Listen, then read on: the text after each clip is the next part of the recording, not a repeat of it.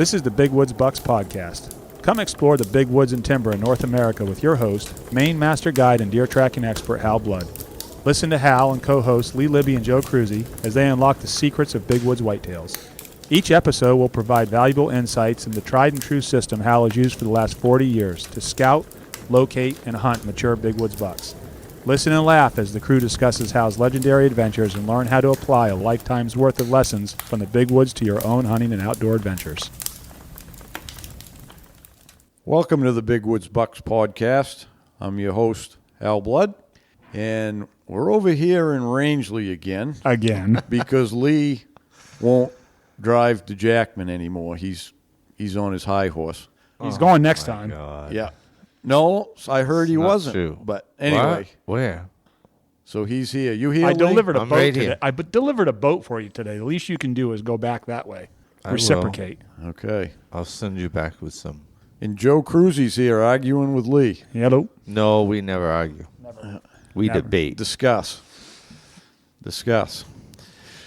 So anyways, before we kick this one off, our guest today is gonna be Adirondack tracker Joe DiNitto. He's gonna be calling in here pretty quick, but before we get that going, I want to announce a new sponsor for you. It's kind of cool, really, because he's actually one of my clients I've been guiding deer hunting the last couple of seasons, and he's coming again this season. And his name is Jerry Smith. He's from out in Wisconsin, and he's a financial planner. And you might think that's kind of odd. Why would a financial planner want to be a sponsor here? But he's actually got his own business, and it's called Northway Financial Planning. And he's got a system. He said he kind of developed his system of financial planning. He kind of modeled it around my system in the book, he said, since he's been hunting with me, thought about it. I mean, he's been financial. That's the bat phone. Hold on. Let me Yeah, get it's that. the bat phone, yeah. Rob. Hello. Hey, Joe DiNitto here. How's it going, guys? It's going good. Joe, hold that thought 1 second. All right.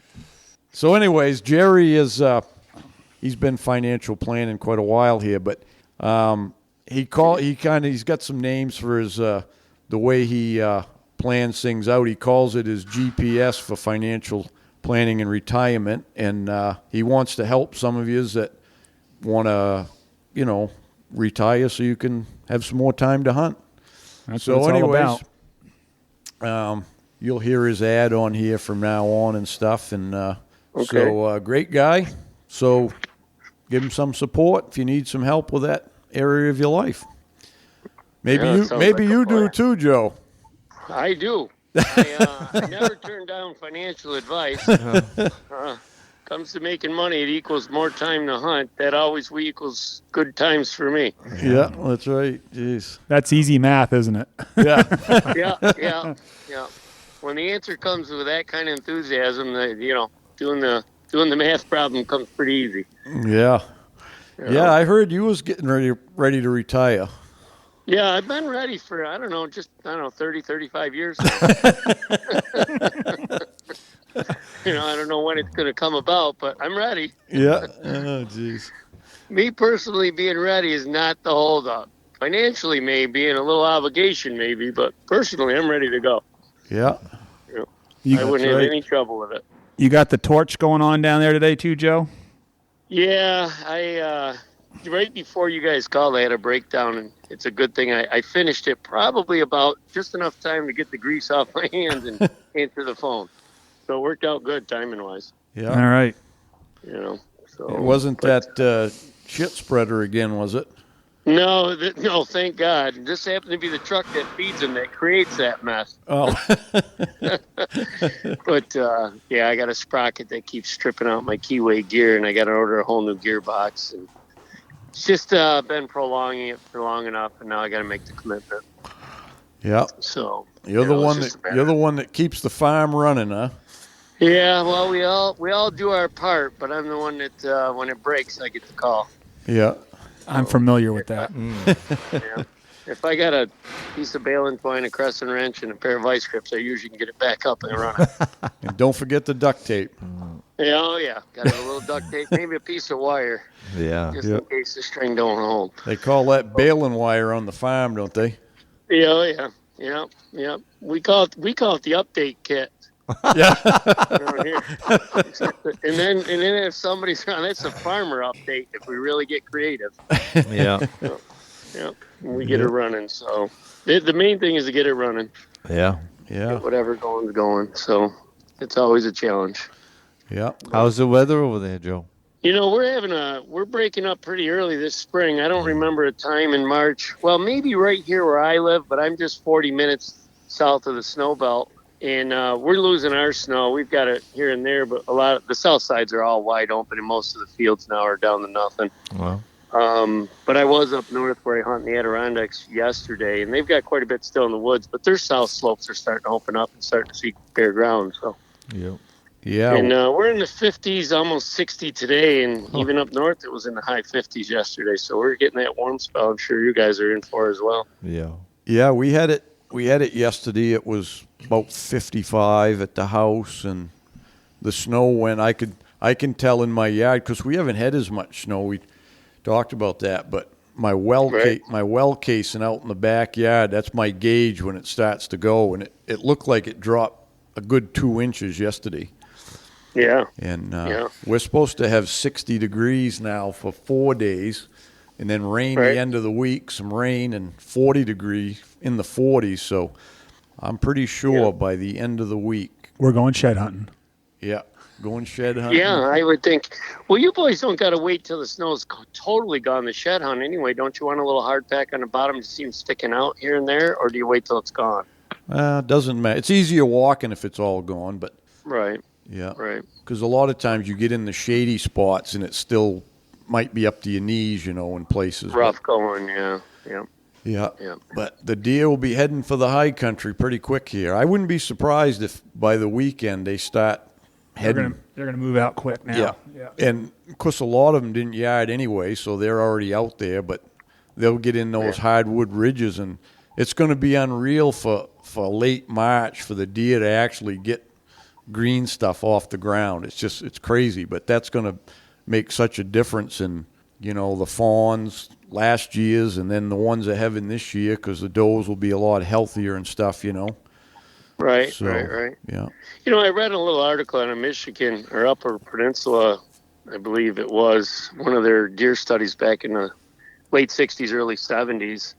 And the big swing isn't this coming fall. A lot of guys will think, well, last winter was easier. We're going to have bucks all over. That's not usually the case what I experience. You get 2 or 3 light winters. It's 4 and 5 years later when those fawns made it and now they're mature bucks. That's when you see the upswing. Yeah. Obviously some of the bucks that might have lost their lives over the winter did make it, and they made a little bit of difference. But that group of fawns that made it, if they can get a couple of years under their belt, then you see the upswing. Yep. In the hunt. Makes Yeah, sense. we saw that with our moose herd and still are, where we had that 5 or 6 years ago where it wiped out all the calves, and now there's a pile of 40 to 46 inch moose running around, and not a lot of big ones, I think, because of that. Because of that, yeah. I can remember down here, and just to equate it to my daily life, we had bought new snowmobiles in 1980, and in the 81 winter and 81, 82 winter were extremely light. We barely got to ride them. And then in 85 and 86, we had bucks being, I don't want to say behind every tree, but we had a lot of mature bucks in the woods because those fawns all made it. Yeah. It made a big difference 4 and 5 years later. That's why you could kill so many bucks. They were behind every tree, huh? Yeah, that's it. Yeah. Well, they get too many trees around. The rope gets tangled up. It makes a mess. So if you stick one behind every tree, they don't know. Yeah. Yeah. No, I wish they were behind every tree, but they're not. That's for sure. Yeah. Well, we both hunted both places, and we know that they're definitely not behind every tree, but they are behind the tree. Yeah, that's right. There's no open country down here to speak of, so they're behind a tree somewhere. Right. I'm trying to do my due diligence to lower the tree population, though, because I've shot a lot of them. Yeah, same here. Yeah. Yeah. I got a tree and a deer with the same shot this year. Well, there you go. See, now Yeah. that's a skill level I haven't got to yet. Well, it's not a skill level, trust me. Yeah. If it is, it's not one that you want. Right. It's a level. It might not be a skill level. Yeah, avoiding that tree is probably the best bet. Right. Yeah. Right. Yeah. 'Cause that might fall on the pot of luck level when you hit that tree and get the deer. And that is it right there. Yeah. Yeah. Well, good for you, though. Lee Shands tells a story about a buck he shot was, I think he shot at 4 times. The thing never moved. It stood right there, and he couldn't imagine he was missing it. And finally, like the 4th shot, it dropped, and he walked up there, and he could see these saplings all shot off. He cleared his path up through, and he finally got one in there. Yeah. Yeah. Knocked the brush down. He jumped up on the brass pile and gave him one. Huh? Yeah. Yeah. Yep. Well, that's what you call that. Now, there's a little bit of luck involved on that one. Yeah. A little bit. 'Cause some of them bucks, as you boys know, you touch the safe off and it clicks too loud and they're headed for a different set of real estate. They normally always do for me, but Yeah. I've had a couple that tripped up and didn't. But Right. But, yeah, every once in a while you get one of those that just doesn't quite know what's going on, and it's a second opportunity, yeah. But, so, yeah, the spring is coming fast here. We're hoping that it keeps coming. Obviously going to get busy on the farm soon, but Yeah. that's what You'd be out, changing season does. be planting corn pretty quick, won't you? Yeah, well, yeah, it'll come fast now. Yeah. When we have good snow cover down here, the frost doesn't get as deep. And believe it or not, the heavier the snow, you'd think you'd have a wetter spring, but you don't. Once that frost is gone, it soaks through. We can get on the fields earlier. Right. Yeah. So the cold snaps with no snow, those are the wet years, because then you get the spring rains that can't get down through the frost, and you're wet for a lot longer. Yeah. Huh. So this year should be fairly early. Yeah. So you're going to tell us a story about your first Maine buck?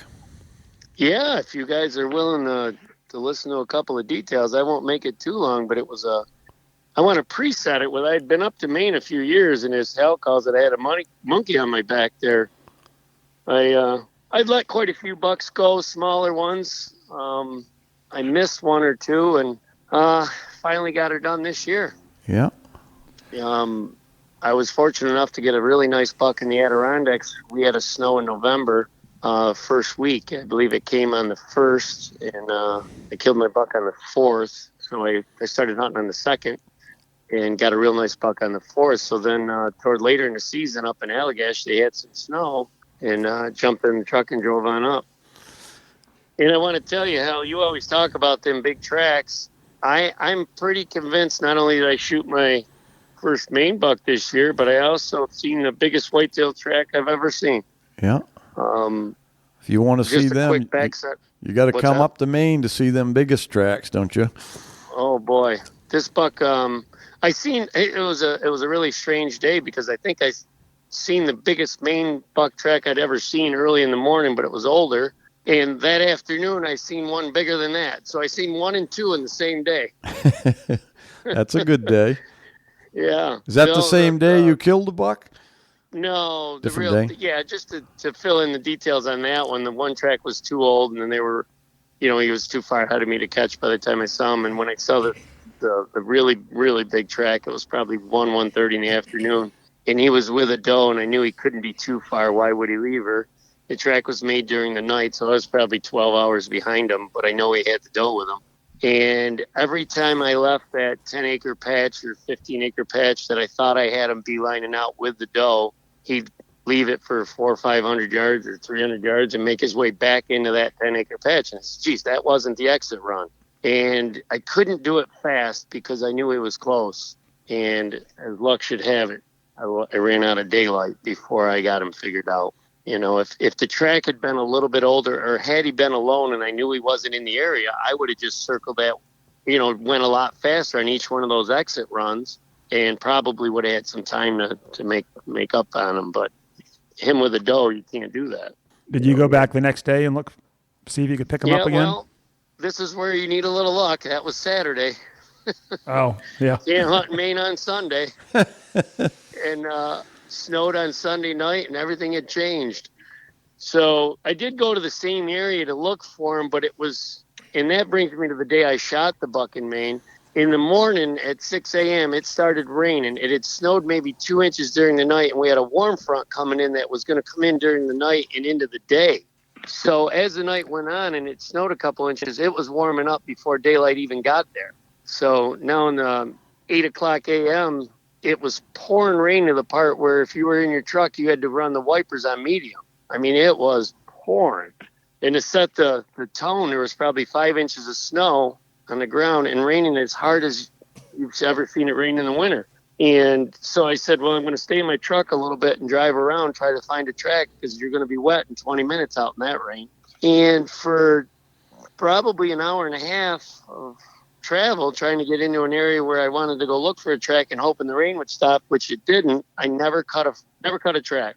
As you guys know, when it's pouring rain like that out, the deer are down. They're just not moving around. Finally, I did come across the doe and a fawn track, and I said, well, at least it'll bring me into the woods. Now, guys, this is probably 9:30 in the morning. I stepped out of the truck, surveyed the situation. Before I got back in my truck and parked, I was already wet. I mean, it was pouring.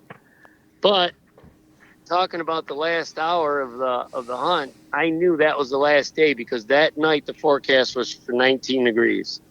So you can imagine that with that kind of rain on top of that snow, the next day was going to be as noisy as it can get on snow. Yep. So I took in with that doe and fawn. I didn't go 300-400 yards, and I saw them. They were both laying down in that pouring rain, and watched them for a little bit, and then they did end up figuring me out and took off. And I actually said to myself, Hal, I says, I'm going back to the truck. This is just too much. And in that instant, I made the best decision of the year. I said, you know what? I'm wet anyway. I'm going to take a couple 3-hour walk. I'll get soaking wet, and I'll try to find a track. And I just took off. Well, about a half an hour later, I came into where some moose had been around there, and I looked in amongst the moose tracks, and here was this big buck track. I just couldn't believe it. I says, it was after the snow. It wasn't melted out from the rain all that much or really, expanded out from the rain. I said, this buck's not that far away. And I just thought, what a great day to be on a big buck track. We down here always say if it's raining on snow, you ought to be able to draw some blood if you got a track. And I took off on him. I went about half an hour or so, and the deer just seemed to be striking out, so I was trying to gain some ground on him. Wasn't worried about being wet. No, hell, I was wet right straight through. I mean, it was just raining. And he started to feed here and there. And I said, this buck is going to lay down in this rain for sure. And I want to tell you, I can't remember being as excited on a buck track knowing I was going to see him as I was on this boy. I just had confidence just oozing out of me. I just knew I was going to see this deer. So I was ready. My heart was already up a half a notch. And I'd probably been on him an hour and a half now, and I was going pretty slow, thinking any moment. And I got into this overgrown cut that had probably been cut 5 or 6 years ago. So she had quite a bit of briar in her, but she wasn't so thick that you couldn't get a shot off or make a little time in there without making noise. And to bring the story up to an ending, I was making my way through some briars, literally had my hand on the pistol grip of the rifle. I was ready. And I got a new quote that I say to myself now. I say, don't shoot at them, shoot in them. Because as you know how I had a little tough year a few years back, and I missed more than my share. And those bucks I was shooting at, I wasn't shooting in them. So came around a little bit of a corner there and opened into my right. As I did, he was coming out of his bed. And I believe it was 16, 17 yards because I paced it off afterwards. And that yellow rag just stuck out like a sore thumb. And I swung around and I shot 3 times as fast as I've ever shot at a whitetail. And to my luck, he was motoring directly away from me, running flat to the ground. None of that loping. He got scared bad and he was going to really cut some ground. But I guess I was too ready for him. Yep. Pretty sure I hit him on the first shot and the third shot, especially the third shot. I seen him kind of welch when the bullet went off. And thought I saw him crash, but I wasn't sure. Reloaded, made my way over there to a short blood trail, and there he was. Turned out to be an 11-pointer, weighed 221 pounds. Nice. Yeah. Towards the end of November, too, right? Yeah, it was right down toward the end. I don't remember the date, but there was maybe a week left of the season. So she was right down toward the close. But as far as good hunting goes, something was going to have to change drastically from the next day, because she did drop down to 18 degrees or 19 degrees, and she froze up solid. It was like walking on glass out there. Yep. That was a beautiful, really beautiful buck. Yep. That was a nice one. Yeah, I was real happy. He did everything they're supposed to do for me. The real luck of that buck was finding the track. Well, that's usually what it is anyway. Yeah. Finding the right rest one of the on day's the pretty fun once you find the track. Finding the right track on the right day in the right conditions. That's it. Yeah, but this will go to a lot to what Hal always says. I mean, you can't shoot them from the porch. on that kind of day, I would bet a lot of I don't want to call them fair weather hunters, but even a good hard hunter would be reconsidering going into those woods with it raining that hard. Yeah. Not a drizzle, not a rain that was going to stop anytime soon. She was pouring down buckets. I got a little short video there on my Facebook page, and you can hear the rain, and you can see how wet it is. I mean, it was just pouring, and that was after I'd killed the buck, so I'd already been out there close to 4 hours, and it rained the whole time. Hot shower felt good that night. Oh, yeah. Yeah. Even a dry shirt when I got back to the truck was quite a change. Luckily, I was moving just enough and dressed right enough so I wasn't getting cold. It would have been easy to do, with that warm front coming in. It was probably in the mid-30s. If you sat for too long being that raining that hard, after I dressed them out and took a few pictures and whatnot, the chills were coming in, because there's a lot of standing around time. But, it was a great, great day. Look forward to coming back this year if all systems work out. How long a drag did you have? It wasn't too bad. It was probably, up in Maine there's a lot of logging roads, and it might have been a little over a half a mile. Not bad at all. He paralleled one of the logging roads where he was, and it wasn't downhill, but it wasn't uphill either. It was just slow grade down. The toughest part was the brush, getting them through those parts. That probably got you warmed up a little, didn't it? Oh yeah. Brandon there at the Allagash Guide Service had preset it in the beginning of the week. He was excited to come in and help somebody get a deer out. Of course, I've got an inReach, so right after I killed him, I sent him a message, and he had my location. So by the time I dressed them all out, took all the pictures, and I had actually decided to walk down to my truck, get a dry shirt, bring my pack back there and whatnot, he come cruising on up. So I had a little bit of help. That made it nice. Oh, yeah. Anytime you can get help with a 200-pounder, it's pretty good. Yeah. Not getting any younger either. So that worked out real well. Get a little break in there and get a dry shirt and get a guy to help you drag. And we couldn't both drag them, though. That was a little bit of the struggle, though. It's just too brushy. You could only get one guy in front of him. Yeah. But like I said, with a little bit of downhill drag and no hurry, wasn't too bad at all. Got him out to the road and walked back and got the trucks, and the rest was history. Yep. Now, you are having this buck mounted, right? Oh, yeah.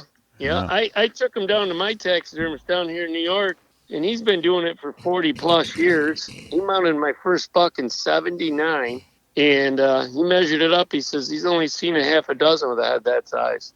Oh, I imagine down that way, yeah. Yeah, and he's mounted a lot of big bucks from other states, but, geez, he had an awful big head. Yep. They get that way when they get older. Did you? Yeah. Did you? When you tagged it, did they take a tooth for the age? They didn't take a tooth, but I did keep the jaw, and I've got him at 6.5, and I really should. That's a good point. I should send in a tooth. Yeah, there's some place you can send them now. I think it costs you $15 or something. They'll tell you the age. I don't know where it is, but I see people talking about it. Yeah, I think they cut the tooth and count the rings on it just like a tree. Yeah.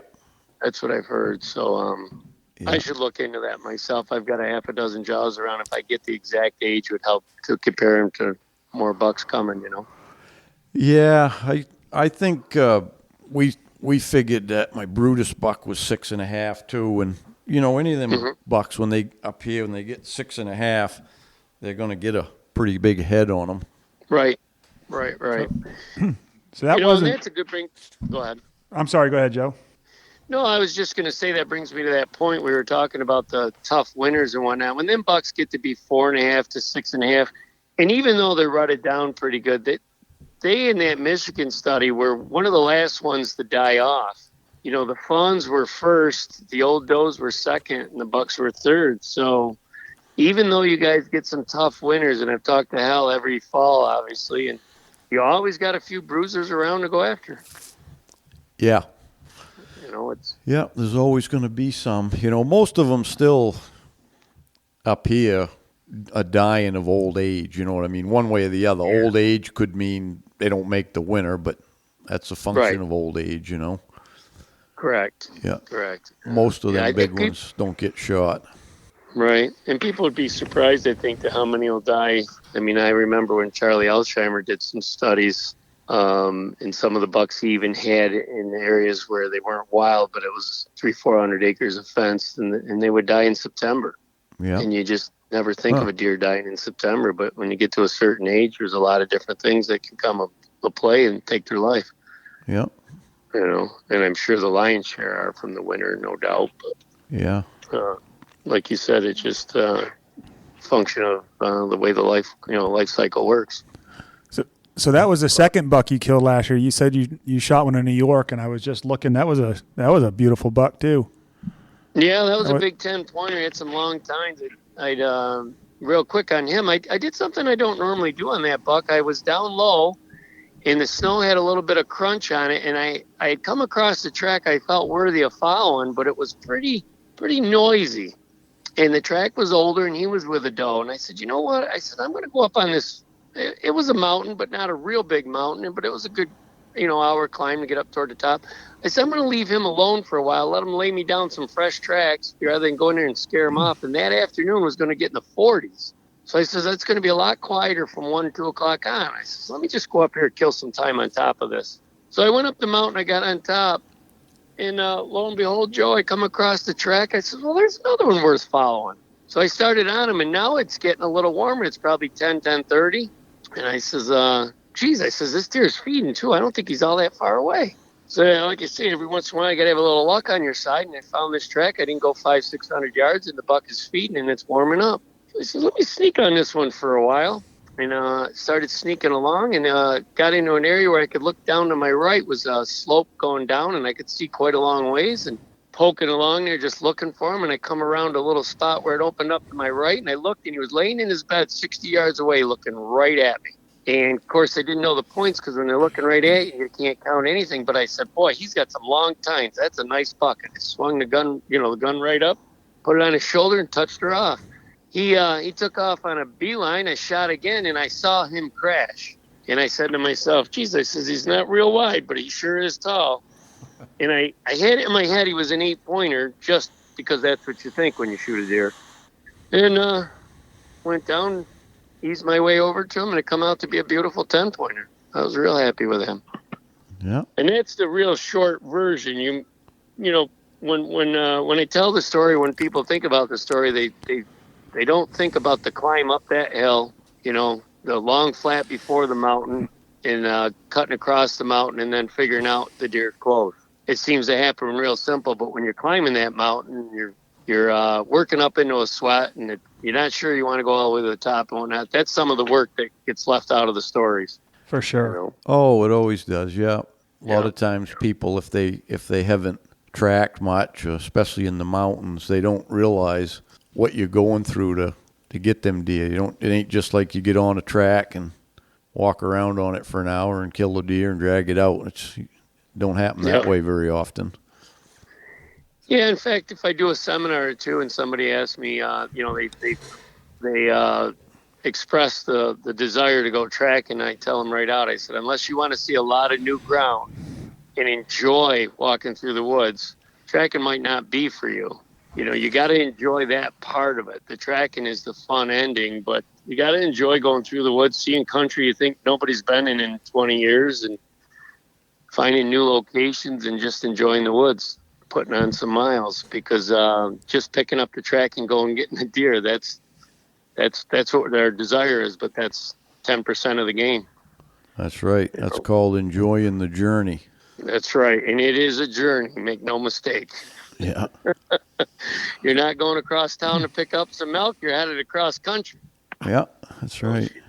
She's a journey. And, some of the things that a lot of startup trackers make the mistake of, they still want to still hunt. I made that mistake a lot when I first started. I would come to an area where I'd find a couple of big rubs. There'd be a real nice hardwood ridge, and I'd start looking for deer and going slow and looking. And well, now you're a still hunter. A tracker is a tracker. You don't have to sneak up on a track. You don't have to be quiet. You don't even have to look up. You just got to cover ground. Be happy to do it. If you start hunting deer, you're burning daylight. You're going to run out of day before you find the tracker, before you catch up to the track you did find, catch up to that buck. You just got to just travel. I still make that mistake, Joe, because when I get into a piece of woods that looks so good and that they got to be right here, I just always slow down. And I know it's not always the right thing to do, but it's one of those things they're there, so you don't want to blow them out of there, Right. And that now you've become a still hunter, and I'm pretty sure it's the same in Maine, but I know in New York, if you start still hunting New York Adirondacks, you'll probably kill a decent buck one out of every, 15 years. That'll be a really good one that you happen to still hunt on. I'm not going to go with those odds. Yeah. I mean, some guys obviously are better at it than others, but the deer are so scarce, and the idea that you're going to bump into them while you're still hunting and get a shot. 100% right. Yeah. So I'm going to stick with the odds. I want to catch that track with enough daylight left to get within 200 yards from them. Put a little skill into it and let the cards fall as they may. But at least I'm in the game and I'm in it big. And still hunting that open ridge or sneaking up on that beaver meadow to give it a look. I don't waste a lot of time doing it. I just want to get after them. Yep. And as Hal and Joey, I'm sure you know that the earlier in the day you find that track, better chances you're going to have. Hey, Hal here. Hey, one thing I realized as I was getting older is when I was younger, I never really planned for retirement. And so my client for the last couple of years, Jerry Smith, had been talking to me about it a little bit. And I don't know when I'm going to retire, but I definitely got to get ready for it. But Jerry owns a company called the Northern Way Wealth Management, and he's got a program he calls the Northern Way Retirement GPS, and it's a way you can plan to get your finances in order and live your best life, which means time in the woods to track down some big bucks. Because, the problem is not getting enough time in the woods for most people, and, whether it's family or other hobbies or, just financial obligations, it cuts into your hunting time. So Jerry has partnered with Dave Ramsey in his Smart Vest program where he helps folks in his process. And Jerry has partnered with us at Big Woods Bucks to offer you your very own no cost or obligation and Northern Way Retirement GPS. Just call or shoot Jerry a text at 715-551-4181 and mention the promo code BWB. Jerry's going to help you get some retirement time and some more income so you can hunt some more. Good luck on the trail. Investment advisory services through Retirement Wealth Advisors, LLC, an SEC registered investment advisor. Northern Way Wealth Management, Retirement Wealth Advisors, and Dave Ramsey are not affiliated. Hey, Hal here. Just want to take a minute to talk about the hunting club. And you can join by going right online at bigwoodsbucks.com. But anyways, I've got all my information is going in there. And it's a place where you can get together and look at my films, tips, writings, and all of that. And the best part is there's forums for you to communicate with, the rest of the club members, talk about Bigwood stuff and all of that. So anyways, $36 a year, cheaper than getting a Starbucks once a day. So join up and hope you see you on there. So what'd you do with 2 weeks in between that? Because I know in November that you didn't just not go hunting for 2 weeks. Well, I don't know if I mentioned or not, but I'm a dairy farmer. That is exactly what happened between them. I did not hunt. The cows don't just stop? No, I've talked to them about it. We've had words about it, I've even cussed them out. They still want to get fed. They still want to get milked. They're still in it. And luckily, I've got a brother that's in the business with me, and he does a lot of bow hunting around. And we both take a couple trips each year. But if I'm gone, he's usually home, and if he's gone, I'm home. Right. So if they don't stop, at least one of us. And we've got a couple of really dependable men that can probably handle it just as well as we can. Yeah. Any situation that pops up. Yeah, I noticed the last few years you've been able to hunt a little more than you used to in the past, huh? Well, if I was to give anybody any advice that's creeping up on the age, I turned 50. When I turned 50, I said to myself, well, I can wait till I can really afford it and have the time to do it. And when that happens, I won't have the energy or the physical ability. So you got to give up a little bit when you get to an age where you want to still do this. You got to go do it. And at 50, I said, if there's snow in the Adirondacks, I'm going to the Adirondacks. And if there's no snow in the Adirondacks, and there is in Maine, I'm headed for Maine. The rest will wait. Yep. Because I've talked to too many men that are, in their 70s that now can financially do it and have the time to do it and no longer have the desire to do it. Or can't physically, because that's the big thing with tracking. Absolutely. That you're going to run out of first. Yeah. Yeah, and I think that coincides with desire, but you said it better than I did. The desire is gone because the physical ability is much less, and they've lost it. And they always dreamed of doing it more. And I don't think there's too many guys that lay down on their final resting bed and say, I wish I worked more. None. Yeah. None. That's right. I had the same thought process last year or 2 years ago, whatever it was, in regards to going out to Alaska and looking at my age and how long you can physically do it and pack and all that stuff. And that's what really spurred me on. And now it's like, why not just do it more? Yeah. Not make it a one-time thing. Try to do whatever you can to make, you just got to make it happen. Right. I mean, obviously nobody can go out and just quit and go do it all the time. Of course. Yeah. Schedule it, make it a little more of a priority before it's too late. Yeah. Give Jerry a call and get in on his retirement plan there. That's right. There you go. Jerry will set you up so you can do this when you're still able to do it. That's Make no mistake. That's right. Yeah, I had a gentleman one time, we were having a conversation. I forget one of us in the conversation, so I said to him, well, I just don't have as much time as you do. And he looked right back at him and says, hey, we all get the same 24 hours. That's right. Yeah. Yeah, it's what you think wanted. I got more time than you do. No, we all get the same 24. Yeah, and people just they use their time with what they feel is a priority. That's all, Right. We all got that time. Yep. And if you keep putting off the priority to go trying this or go doing it more or whatever, you say next year, pretty soon next year you don't feel like doing it or you can't physically do it. That coincides a lot with the big Sunday hunting debates back on the table up here, Joe, this year. There's some bills in and stuff on it. And it's a really controversial subject, I think, with most hunters. There's not a lot of guys that are on the fence, although I feel like I kind of am in a way because I see both sides of it. I can understand really well both sides of it, but the argument that guys that are, everyone's work schedule is different, and there's a lot of people that they have one day or no days because of their work schedule, and you're pretty sympathetic towards that.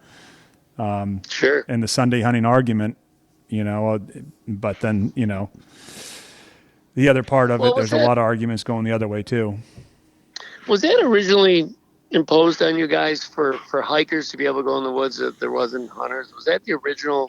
No, argument it's an old blue law from back when the country was first settled. That was a Sabbath. Sunday was a Sabbath, and that's why the only states that are left that have it are on the East Coast here. Right. Yeah, right. And it was the Sabbath that goes way back, and okay. And it just became and it became a tradition basically, and that was it. I mean, it's just I remember back when I was younger, you couldn't buy liquor on Sundays. You couldn't buy a car on Sundays. I think the car dealerships are still closed. They can't open on Sunday. And even shopping centers, like a store, stores weren't open on Sundays. That was all law, but it was Right. But it goes back to, Sunday being a Sabbath, that certain things you weren't supposed to do. Well, one of the arguments I would have for opening up the Sundays is I'm not sure how it is in Maine, but I know in New York a lot of times I hear the argument that we're losing hunters in the numbers game, and of course now to get a young adolescent or teenage boy to get interested in hunting is tough because of the competition of the electronics and the video games and everything else with the phones. And here you've got a Sunday day where dad doesn't have to work and can grab his boy and say, hey, we're going hunting, and he can't, is another obstacle to jump over. Then we're getting too many obstacles. Another valid point, for sure. Yeah. And, we want to keep this sport alive. It needs to at least keep the numbers, if not progressing the numbers. And the last thing we want to do is decline in them. Yeah. And we're fighting an uphill battle as it is, back when there was nothing else to do but one television program and nothing else on the TV. Well, they'd hunt, evenings and Saturdays or whatever. Well, those days are gone. And, of course, as we all know, the 40-hour work week seems to be gone. A lot of dads are working Saturday mornings or Saturdays.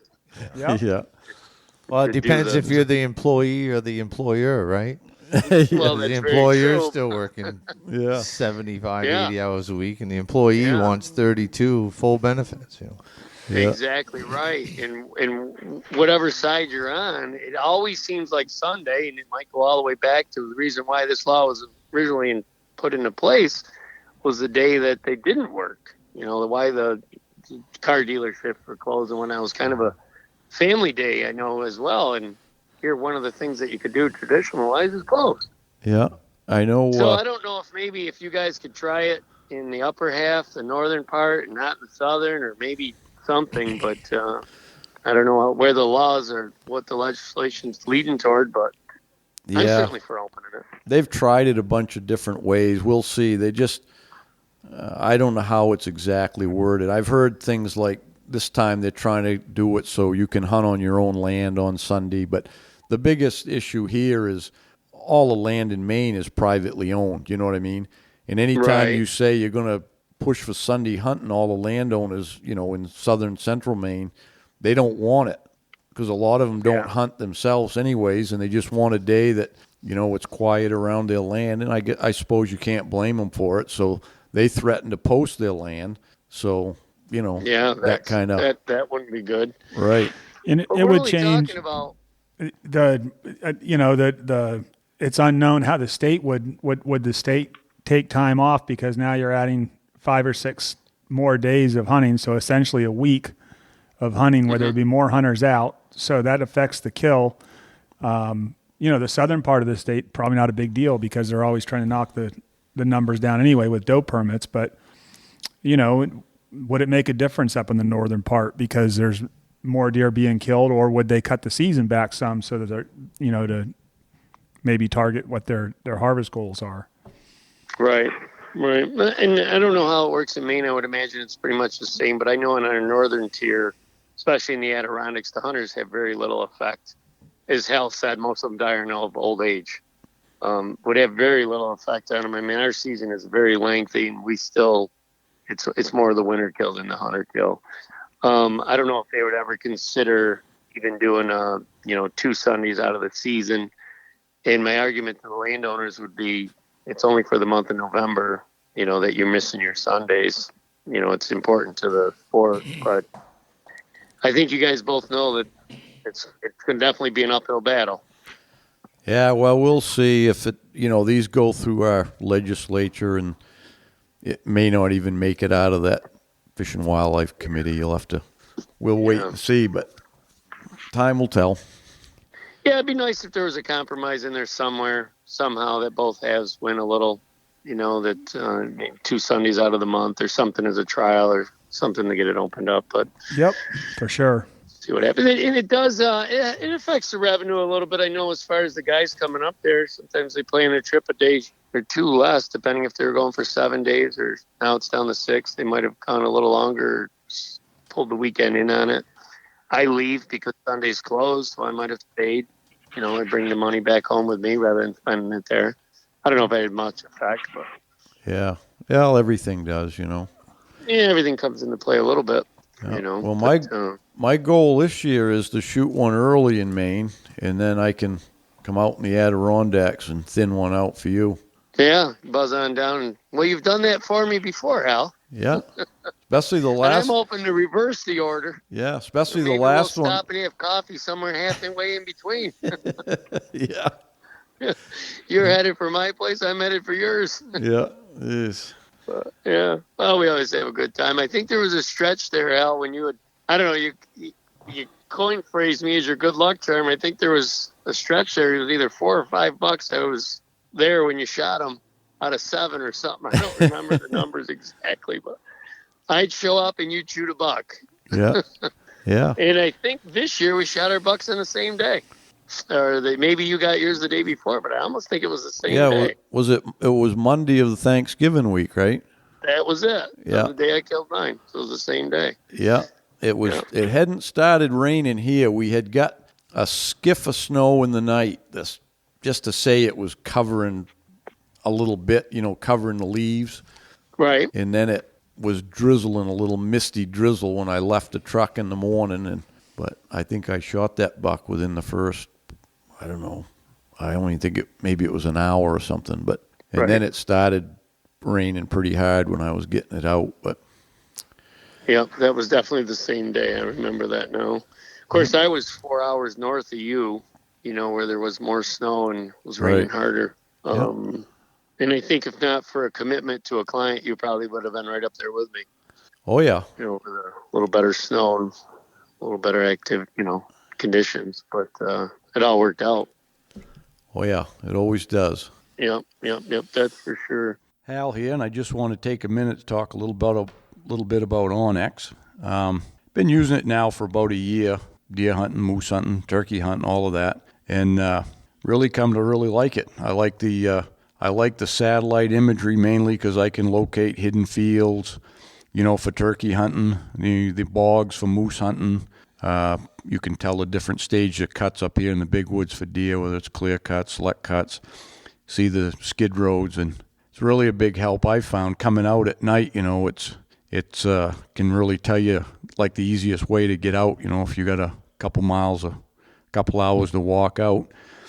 And so anyways, got the app on my phone, got the chip in my GPS, and I'm good to go. So not only that, it's used by 4,600 game wardens across the country, which is pretty incredible, and Bureau of Land Management, Forest Service, wildlife biologists, and all that. They all use it, so I guess it's something you ought to be using too. So anyways, go to onx.com and you punch in the promo code BWB, and you're going to get a 20% discount. Good hunting. Hey guys, Joe here. Wanted to take a few minutes to talk about Lake Parland Lodge. We're a 4-season lodge located just south of Jackman. We've got cabins, lodge rooms, mini lodge. We're a big snowmobile destination in the winter, full restaurant, bar, all the amenities that you need for your trip. Open obviously through the summer, right on the lake. Kayaks, canoes, all included with the cabin. We also do a lot of weddings, so if you're looking for a destination wedding, we can do a wedding up to 200 people. And of course, we've got our hunting season, moose season, deer season. So check us out. We're at lakeparlandlodge.com. Yeah, it was a great season. I was glad to get that buck in Maine. Obviously a great buck, and to be my first one in Maine was a great feeling. I can't remember too many bucks in recent years that I was more excited that I got them than that one. Yeah, just because I knew it was going to be the last good condition day. I knew it was a really, really good buck, and it just all come together just like it was supposed to. Yeah. Some people don't understand the thrill of the chase when you're on the track. Part of the reason why we love to do this so much isn't because of the end and their success with it, but those 2 to 2.5 hours while I was on that track, maybe 3, were the most exciting 3 hours, that you can experience hunting. I knew the deer was close. I knew he wasn't that far away. I knew I was closing the gap, and I knew things were going to bust out, and I didn't know if I was going to have success at shooting them or what. And I don't want to use the word anxiety, but the excitement of the ending and the concern and whatnot, the whole package is just exciting. Yeah, well, that's part what, of the lure of tracking. Yeah, that's the hunt anyways. The killing the deer is just basically the end result of the conclusion, right. But the hunt is your pursuit during the day. That's the fun part, Right. Well, I've always said if I go in on snow 10 days out of a season, 8 out of 10, I'll be within 200 yards of a mature buck. Yep. Now, if you show me another way that you can give me those chances, those odds, those percentages to be that close to mature buck 8 out of every 10 days I'm in the woods, I'll switch the way I hunt. Yeah. I mean, I don't get a lot of time to hunt. I only hunt when there's snow. I never hunt on leaves. That's just my personal preference, and I don't have a lot of days. But 8 out of every 10, I'm within 200 yards of a big buck. See how the cards fall. I'll take those all day long. Yeah, and I think what I pulled out of it is you talking about, I mean, all the years you've tracked and all the deer you've killed, and you're still just like a little kid on Christmas when you know that those conditions are right and you're right behind them. There's nothing like it. You're not kidding. I mean, really quick, it kind of is in a nutshell. Back in 2005 on a Saturday night, opening weekend of the season here in New York, I was watching the news and it said 4 to 6 inch snow advisory for Warren and Hamilton County in New York in the Adirondacks. And it took a second before it dawned on me that it was hunting season. Obviously I knew it was hunting season, but I could track that early. I didn't have anything ready. I wasn't prepared. I figured it was 2 to 3 weeks before we'd get our first snowfall. And then here it is 2 hours away. They're going to get 4 to 6 inches and the season's open. The next morning I was in my truck at 6 a.m. headed north. I got a half an hour from the Warren-Hamilton County border, and there was a dusting of snow. I walked in and nice and easy, grabbed the map and says, where is Warren and Hamilton County border? Found it on the map, realized the route I had to take. 25 minutes later, they were plowing the roads. There was 4 to 5 inches of wet snow. I opened my map up. I pulled over in a campsite, opened my map up. I said, where am I going to go today? It was a choice of right or left of the road, and to the right side there was a big hardwood ridge that ran for 6 or 7 miles, a mile and a half back in the woods. And I literally said to myself, I'm going to go in there and see some new country today and see what happens. I walked that 2 miles into the base of that ridge, had not cut a track, but I thought, well, it just quit snowing sometime during the night. They haven't even had time to lay the tracks down. Climbed up on that ridge, hit the first saddle, and I scared a bunch of deer. And I said, well, let me circle these and see what I got. And I seen where the deer walked into the scene, and it was all does and fawns, so I motored on. Now it's about noon, and the snow is now falling out of the trees. Early in the year, the temperature's above 32 now, and big clumps of snow are coming down, and it's almost raining in the woods. But there's still that 4 inches on the ground. And I come across a track that I couldn't tell the size of the print because of the amount of water that had gone into it and the amount of snow that fall out of the trees in it. But the stagger was impressive. And by stagger, obviously, I mean right to left. He had big shoulders. He was a wide gait to him. I said, this is a nice buck. And I started tracking him. I went about a half an hour, and I seen a really fresh, big buck track. And I said, oh, there's 2 in here. And then I said, no, you idiot. You're in the Adirondacks. This is the same buck. He just made a circle, which is exactly what he did. He had made a 40-yard circle at that point, bedded down, got up and crossed his own track. Now I've got his track super fresh. I went a little ways on it and seen that he started feeding, and I knew I was super close. And about 45 minutes of one-stepping him, and by one-stepping I mean won't take a step, wait, maybe a minute or two, scanning for him to make a mistake. I call it being a moving tree stand. I don't want to spot him while I'm on the move. I want him to make a mistake while I'm standing still. Although every minute or so I'm taking another step toward him. And to conclude the story, I took one of the steps I took. I just was scanning for him, and I happened to look to my left. 15 yards from me, laying down, looking away from me, there laid the buck. And I said, it actually was so close, it kind of spooked me. I said, ooh. And as I seen him, he turned his head, not to look at me, just to look at something in the direction he was looking. I saw that rack move, pulled up and shot, and he never got out of the bed. The buck was 9.5 years old. He was a 10-pointer. He scored 135. He weighed 191 pounds, which in New York is a big-bodied buck. The moral of the story is I'd never been there before. never been on that road before, never even been in that area before. Show me a different way that I can hunt whitetails and make that happen. I'll change the way I hunt. Yeah, that's right. Good point.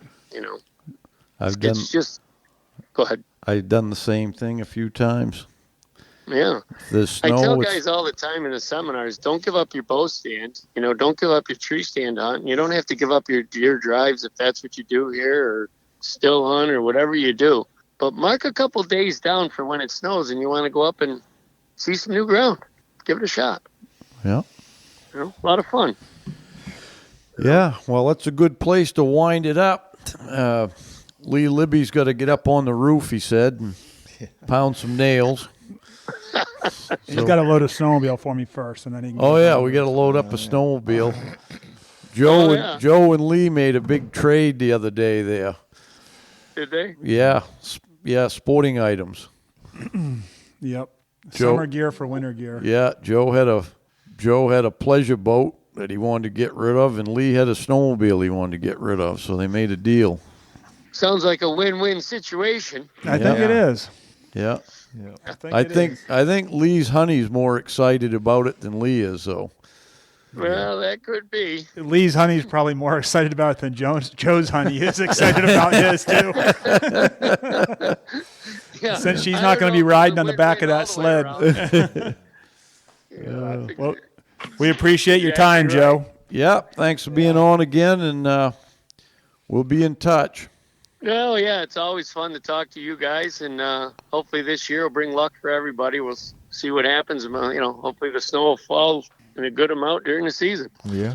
Yep. I'll be expecting a package in the mail pretty quick. Oh, yeah, I know. We got a little trade swapping going on ourselves. Yeah, it'll be coming up. I'll be talking to you about it. But once again, thanks for having me on, guys. I always enjoy it. Okay, thanks, Joe. Yeah, Joe. See ya. All right, take care. Well, that was a good wrap up there. Good having Joe DiNitto on again from the Adirondacks. So, anyway, we'll wrap it up with Ding on the what again? I can never remember that. YouTube. Yeah, go check us out on YouTube. Subscribe. Big Woods Bucks channel. Subscribe on YouTube, and you can hit what Hal is referring bell. to. Is You hit the bell for or something. notifications. Notifications. So it tells you when the new ones are out. Yep. And check us out. You can listen to us if you're not already. If you're on YouTube, you can always pick us up on iTunes. If you like what you hear, leave us a review. And on Instagram as well. Yeah. So support our sponsors, and until next week or next time, good luck on the trail. Hey, thanks for tuning in. Till next time, good luck on the trail.